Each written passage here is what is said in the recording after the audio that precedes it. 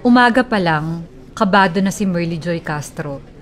Alam niya kasing pagkatapos ng hearing sa Senate, hindi na siya uuwi. Kasama siya sa warrant of arrest ng mga taga-Pogo sa Bamban para sa kasong human trafficking, non-bailable.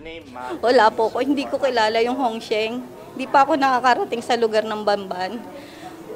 Wala silang ebidensya makikita sa akin dahil wala ako ni singkong natatanggap para masabing incorporator ako.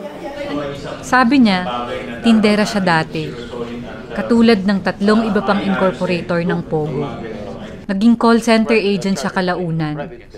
Ang sabi niya, ninakaw ang mga pangalan nila at nilagay sa papeles ng Pogo.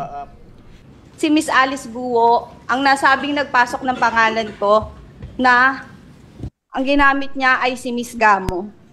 Pero hindi sila pinaniwalaan ng Department of Justice. Ako po ay simpleng mamamayan na dating tindera na nangangarap na makapagtrabaho para makatulong sana sa mga pangyayaring pagiging tindera na kailangan naming pagiging tindera na kailangan naming harapin ito. Wala po kaming kakayahan para maging incorporator ng Hongsheng na yan. May tumutulong sa kanyang human rights lawyers ngayon at hihingi sila ng piyansa. Pero habang naghihintay, nagdesisyon siyang sumuko na. Takot para sa seguridad ng anak ko. Iniwan ko sila ngayon ng 2 lang sa bahay. Hindi mo alam kung anong mangyayari pagkatapos ng pagsasalita ko at pagbitaw ng isang pangalan. Ako sino gumamit ng pangalan ko.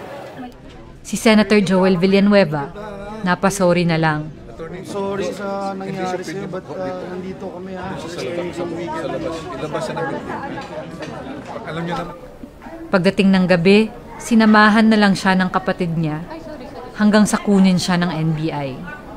Kung kailan niya makikita ulit ang 2 niyang batang anak, hindi niya alam. Ano yung last mong pinag-usapan ng anak mo?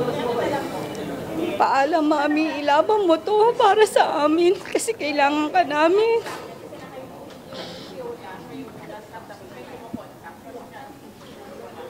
Okay na. Attorney. Lian Buan, Rappler, Manila. Attorney. Okay na po. Thank you.